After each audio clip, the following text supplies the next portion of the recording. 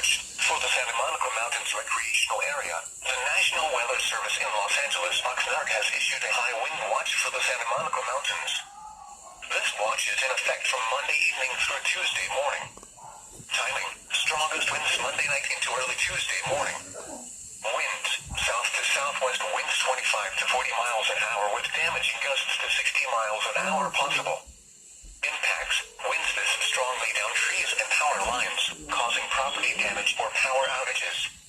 Crosswinds can make driving difficult, especially for drivers of high-profile vehicles and vehicles towing trailers. Highway 14 and 138 will likely be impacted by the strong winds.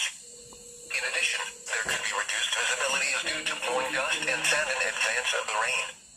The high wind watch means that conditions are favorable for potentially damaging winds of 58 miles an hour or greater.